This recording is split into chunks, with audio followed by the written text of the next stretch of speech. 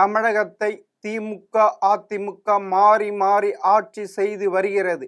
இதில் அதிகமாக ஆட்சி செய்தது என்னவோ அதிமுக தான். ஆனால் திமுக தமிழகத்திற்கு அதிமுக எதுவும் செய்யவில்லை என செவிடன் காதி சங்கு ஊதியது போல் சொல்லிக் கொண்டிருக்கிறது. அதோடு அதிமுக தான் ஊழல் கட்சி, நாங்கள் சொந்தமானவர்கள், எங்கள் கட்சியில் ஊழல் செய்து யாராவது சிறைக்கு சென்றார்களா, அதிமுக தான் சென்றது எனவும் சொல்லுவார்கள். ஆனால் மக்களை பொறுத்தவரை திமுக தான் ஊழல் கட்சி என்ற பொதுவான கருத்து இருக்கிறது. திமுக 10 ஆண்டுகள் கழித்து ஆட்சிக்கு வந்திருக்கிறது. ஆனால் அது உருப்படியான திட்டங்கள் எதுவும் மக்களுக்கோ தமிழகத்திற்கோ கொண்டு வரவில்லை. இப்போது செயல்படுத்தும் திட்டங்கள் அனைத்தும் வாக்குகளை குறிவைத்துதான் என்பது எல்லோருக்கும் தெரியும். அப்படி இருந்தும் இரு கட்சிகளும் மாறி மாறி குற்றச்சாட்டுகளை சொல்லி தமிழர்களை முட்டாளாக்குகின்றன. அதைதான் இப்போது பார்க்க போகிறோம். திமுக கொண்டு வந்த திட்டங்களை ஆட்சி மாற்றம் ஏற்பட்ட பிறகு அதிமுக பெயர் மாற்றம் செய்வதும், அதிமுக கொண்டு வந்த திட்டங்களை திமுக பெயர் மாற்றுவதும் காலம் காலமாக நடந்து வருகின்றன. குறிப்பாக 1997 கருணாநிதி கொண்டு வந்த நமக்கு நாமே திட்டத்தை 2001 ஆட்சிக்கு வந்த ஜெயலலிதா கிராம தன்னிறைவு திட்டம் என்று பெயர் மாற்றினார்.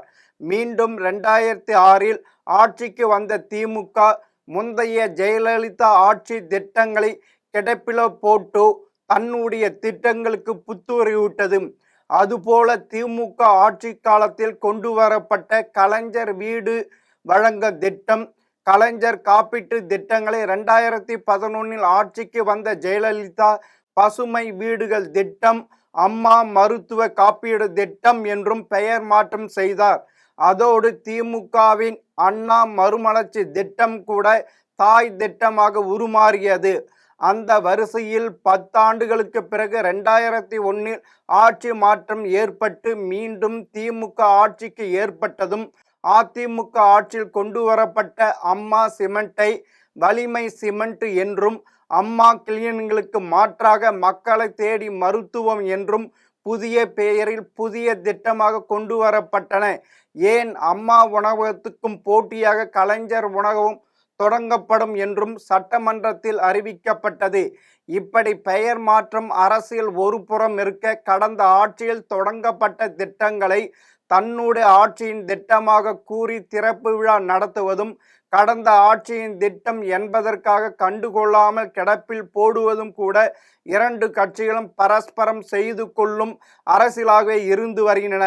அந்த வகையில் எதிர்க்கட்சி தலைவர் எடப்பாடி பழனிசாமி அதிமுக ஆட்சியில் கொண்டு வரப்பட்ட நிறைவேற்றப்பட்ட திட்டங்களை ஸ்டாலின் தலைமையிலான அரசு ஸ்டிக்கர் ஒட்டி திறந்து வைத்து கொண்டிருப்பதாகவும், அதிமுக ஆட்சியில் கொண்டு வரப்பட்ட திட்டம் என்பதற்காக சில திட்டங்கள் கிடப்பில் போடப்பட்டு இருப்பதாகவும் கடுமையாக விமர்சித்திருக்கிறார்.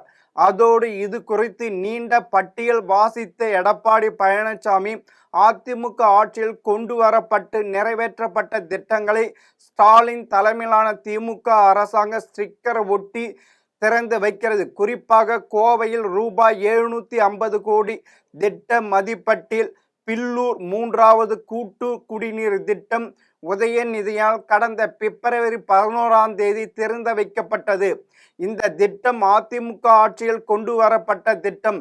அதே போல ரூபாய் 479 கோடி மதிப்பீட்டில் ஆத்துப்பாலம் உக்கடம் வரையிலான மேம்பாலம் அதிமுக ஆட்சியில் கொண்டு வரப்பட்டு திமுக ஆட்சியில் திறக்கப்பட்டது.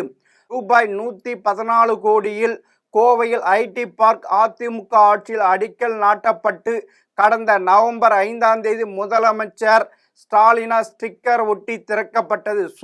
சுமார் ரூபாய் 1652 கோடி மதிப்பீட்டில் அத்திக்கடவு அவிநாசி திட்டம் என்னால் அடிக்கலில் நாட்டப்பட்டு பணிகள் வேகமாக துவங்கி கிட்டத்தட்ட 85% பணிகள் முடிவடையும் தருவாயில் ஆட்சி மாற்றம் ஏற்பட்டது. அதன் பிறகு 32 மாத காலங்கள் திமுக ஆட்சி இந்த திட்டம் கிடப்பில் போடப்பட்டது.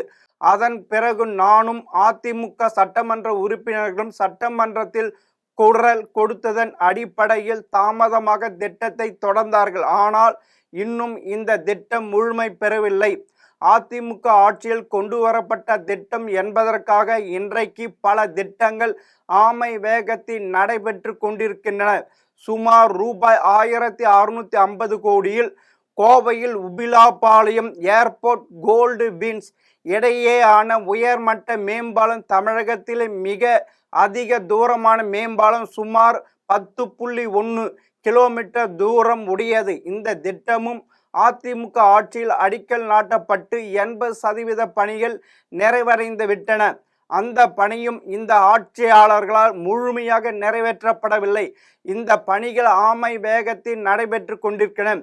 கோவை மெட்ரோ ரயில் திட்டம், ஸ்மார்ட் சிட்டி திட்டம், வெள்ளலூர் ஒருங்கிணைந்த பேருந்து நிலையம் திட்டம், அத்திக்கடவு அவிநாசி திட்டம், அதோடு விமான நிலையம் விரிவாக்க திட்டம் அதிமுக ஆட்சி காலத்தில் 95% நில எடுப்பு பணிகள் முடிவடைந்து விட்டது. ஆட்சி மாற்றம் ஏற்பட்ட பிறகு இந்த திட்டமும் கிடப்பில் போடப்பட்டது. இப்படி அதிமுக ஆட்சியில் கொண்டு வரப்பட்ட திட்டங்களை ஒன்று பெயர் மாற்றம் செய்து ஸ்டிக்கர் ஒட்டி கொள்வது, அப்படி இல்லை என்ற கிடப்பில் போட்டு விடுகிறது. அதிமுக ஆட்சியில் தொடங்கப்பட்ட திட்டங்களை தான் பணி நிறைவுற்று ஸ்டாலின் திறந்து வைத்து கொண்டு இருக்கிறார். இதுதான் நிலைமை என கடுமையாக குற்றம் சாட்டியிருக்கிறார் எடப்பாடி பழனிசாமி. மேலும் கண்டன அறிக்கை வெளியிட்டிருக்கும் எடப்பாடி பழனிசாமி மக்கள் நல திட்டங்களுக்கான மூலதன செலவுகளை மேற்கொள்ளாமல் அத்தியாவசிய செலவுகளை ஸ்டாலின் தலைமையிலான திமுக அரசு செய்து கொண்டிருக்கிறது. கருணாநிதி பெயர் அவசியமற்ற பணிகள் மாநிலம் முழுவதும் மேற்கொள்ளப்படுகின்றன. சென்னை கடலின் நடுவே கலைஞர் பேனா சிலை அமைப்பதற்கு நிதி ஒதுக்க முனைப்பு காட்டப்படுகிறது. சென்னை முட்டுக்காட்டில் 5 லட்சம் சதுர அடியில் ரூபாய் 487 கோடி செலவில் கலைஞர் பன்னாட்டு அரங்கு அமைப்பதற்கு இந்த திராவிட மாடல் அரசு டெண்டர் கோரியுள்ளது. மு.க. ஸ்டாலின் அவரது தந்தை பெயரை அரசு கட்டிடங்களுக்கு வைக்க வேண்டுமென்றால் அவரது அறக்கட்டளை சார்பில் அப்பணிகளை மேற்கொள்ளலாம். போதிய நிதி இல்லாமல் மக்கள் நல திட்டங்கள் பல முடங்கி வைக்கப்பட்டுள்ளன என பகிரங்கமாக குற்றம் சாட்டியிருக்கிறார். எடப்பாடி பழனிசாமி குற்றச்சாட்டுகளுக்கு முதலமைச்சரும் திமுக தலைவருமான மு.க. ஸ்டாலினும் துணை முதல்வர் உதயநிதி ஸ்டாலினும் காட்டமாக பதிலடி கொடுத்திருக்கின்றனர். குறிப்பாக முதலமைச்சர் ஸ்டாலின் 2011ஆம் ஆண்டு முதல் 2021 ஆண்டு வரை 10 ஆண்டுகால சிறந்த ஆட்சி அதிமுக தந்ததாகவும், அம்மையார் ஜெயலலிதா ஆட்சியில் இருந்தபோது நிறைய திட்டங்களை கொண்டு வந்து அவர் மறைவிற்கு பிறகு 4 ஆண்டுகள் தான் சிறப்பாக ஆட்சி செய்ததாக சிரிக்காமல் பேட்டி கொடுத்திருக்கிறார் பழனிசாமி. பொய்க்கு மேக்கப் போட்டால் அது உண்மையாகி விடாது, இன்னும் பளிச்சென்று அம்பலப்பட்டு போகும் என விமர்சித்திருக்கார். அதே போல துணை முதலமைச்சர் உதயநிதி ஸ்டாலின் மக்கள் நல திட்டங்களுக்கு யார் பெயரை வைக்க வேண்டுமோ அவர் பெயரை தான் வைக்க வேண்டும். விமர்சனங்கள் வருவதால் முத்தமிழறிஞர் கலைஞர் பெயரை வைக்காமல் இருக்க முடியாது. வேறு யார் பெயரை வைப்பது? யாருடைய பெயரை வைக்க வேண்டுமோ அவரின் பெயரை தான் வைக்கிறோம் என பதில் கொடுத்திருக்கிறார். இது மட்டுமல்ல, திமுகவின் அதிகாரப்பூர்வ நாளேடான முரசொலியில் தலையங்க, அம்மா உணவகம், குடிநீர், உப்பு, மருந்தகம், காய்கறி கடை, சிமெண்ட் இவை அனைத்துக்கும் அம்மாவே முதலமைச்சராக இருந்து அம்மாவே தனது பெயரை வைத்து கொண்டவையாகும். பழனிசாமி அறிக்கைப்படி சொல்வதாக இருந்தால் உதவாத திட்டங்களை அவர் பெயரிலே வைத்து கொண்டார் ஜெயலலிதா என காட்டமாக கேள்வி எழுப்பி இருக்கிறது.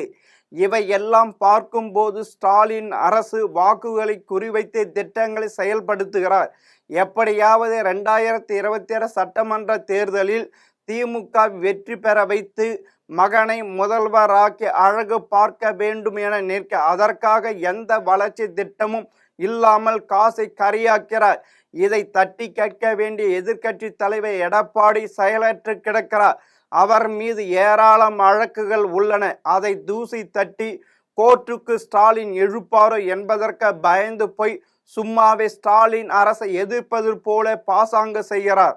அதனால் ஸ்டாலின் திரும்பவும் நம் ஆட்சிதான் என கனவு கண்டு வருகிறார். கனவு காண யாருக்கும் உரிமை உண்டு. அதற்காக மக்கள் பணத்தை வீணாக்குவது எந்த விதத்தில் நியாயம்? மக்களை சிந்தியுங்கள். மீண்டும் இன்னொரு தகவலோடு சந்திக்கிறேன். வணக்கம்.